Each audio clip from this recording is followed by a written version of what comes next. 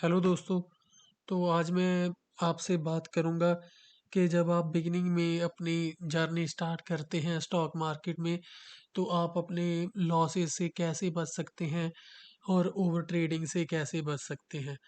तो दोस्तों, सबसे पहले आप जानिए कि मैंने जो एक्सपीरियंस है अपने जो आपको स्टेप बताने हैं, उनको आपको याद रखना है, कभी भूलना नहीं है, तो आप कभी भी बड़ा लॉस नहीं खाओगे ज़िंदगी में। तो चलिए मैं स्टार्ट करता हूँ।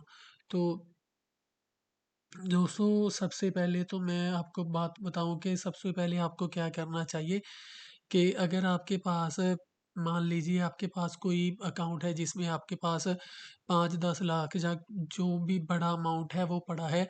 आपको सबसे पहले ये है कि आपको उस अकाउंट को अपने शेयर मार्केट्स के जो डीमैट अकाउंट है उससे साथ कभी भी अटैच नहीं करना है। क्योंकि अगर आपके पास पैसा पड़ा है तो आपका दिल करेगा कि मैं उसमें से और डाल लूँ, मैं ज़्यादा बड़ा ट्रेड लूँगा, मैं ज़्यादा क्वांटिटी लेके ज़्यादा प्रॉफ़िट निकाल सकूँगा। सबसे बढ़िया ये है कि मैं आपको बोलूँगा कि जब भी आप ऑप्शन ट्रेडिंग स्टार्ट करते हो, तो आप अपने अकाउंट में 50-60 हज़ार ज़्यादा से ज़्यादा 1 लाख डालिए और उस अकाउंट में उससे ज़्यादा पैसे आपने रखने ही नहीं है, ठीक है? ज़्यादा से ज़्यादा 1 लाख रुपए आप रखेंगे उसमें और उससे भी आप मान लीजिए 50,000 से स्टार्टिंग करेंगे, ठीक है? 50,000 में आप मान लीजिए 2-3 लॉट तो आराम से लेकर रिस्क में लेकर चल सकते हो। तो सबसे बड़ी बात ये होती है कि बहुत सारे लोग क्या करते हैं कि वो अपना अकाउंट डीमैट अकाउंट से अटैच कर देते हैं जिसमें उनकी सारी मनी पड़ी होती है। तो ये सबसे बड़ी गलती होती है जिससे आपका जो मनी है वो अब वाइप आउट होता रहता है। जैसे आपको लॉस होता है आप सोचते हैं कि मैं अपना बड़ी क्वांटिटी नहीं उठा पाऊँगा, इससे चलो थोड़ा और पैसे ऐड कर लेता हूँ तो बड़ी क्वांटिटी उठाऊँगा तो अगली बार मैं अपना लॉस ज़रूर कवर करूँगा।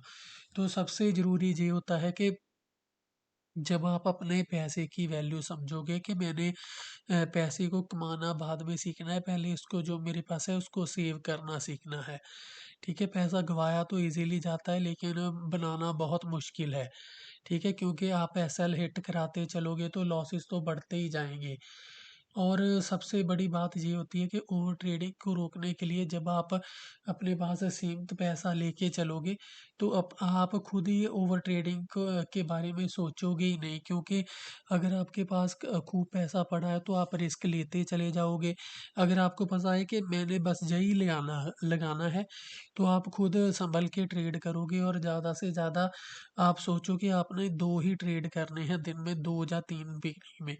अगर आपको लॉस हो जाता है तो तब भी आप चुप करके बैठ जाइए, अगर आपको प्रॉफ़िट होता है तो तब भी जो भी आपको मिलता है वो लेकर बैठ जाइए।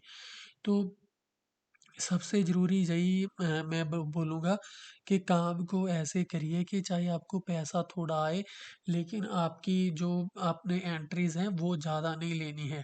अगर आप ओवर ट्रेडिंग करने लगोगे तो आपको खुद को अंदाज़ा नहीं होगा कि आपके अगले कितने पैसे कटे होंगे क्योंकि जो टैक्सेस और ब्रोकरेज लगता है तो वो जैसे-जैसे आपको लॉस होता जाता है तो आप ओवर ट्रेडिंग करते हो और ओवर ट्रेडिंग से जो 1-2 ट्रेड में लॉस होता है ना, उससे भी ज़्यादा लॉस हमको ओवर ट्रेडिंग में हो जाता है। जब हम अगले दिन देखते हैं तो पता चलता है कि यार इतना पैसा हमने उसमें गँवा दिया, ठीक है? तो ये आपने हमेशा याद रखना है, आपने ओवर ट्रेडिंग के बारे में कभी नहीं सोचना है और आपने जब जो भी लॉसेस लेने हैं, तो लॉसेस में आपने कभी भी बिल्कुल चिपके नहीं रहना है।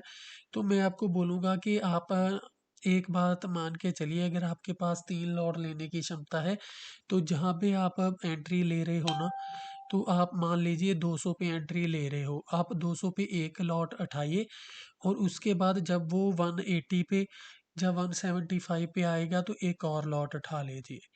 तो इससे क्या होता है कि आपका जो एसएल है वो छोटा हो जाएगा एक हिसाब से, तो आप उतना लॉस नहीं करोगे जितना आपने 200 पे लेके करना था। तो एवरेजिंग के बारे में भी मैं एक वीडियो बनाऊँगा अलहदा, उसमें आपको बताऊँगा। तो ये मेरी वीडियो इसी पे थी कि आप लॉसेस में मत रुकिए और प्रॉफ़िट में आप जब भी प्रॉफ़िट में चले जाते हैं तो आपको जो लास्ट स्विंग दिख रहा है अब नीचे का या ऊपर का, तो उसकी तो आप ज़रूर वेट कीजिए ही। अगर क्योंकि जो भी लास्ट स्विंग होता है, उसके आगे जहाँ पे आपने एंट्री ली होती है, वहाँ पे मार्केट के जाके रुकने के चांसेस होते हैं। वहाँ पे आप पूरा एसएल 1-2 पॉइंट का लगा के छोड़ दीजिए। अगर मार्केट जाना होगा ऊपर तो जाएगी, नहीं तो आपका एसएल कट हो जाएगा और आपको पूरा प्रॉफ़िट मिल जाएगा। दोस्तों, मैं उम्मीद करता हूँ कि आपको मेरी ये वीडियो देख के ओवर ट्रेडिंग करने से आप बचोगे और आप प्रॉफ़िटेबल ट्रेडर बनोगे। थैंक यू दोस्तों।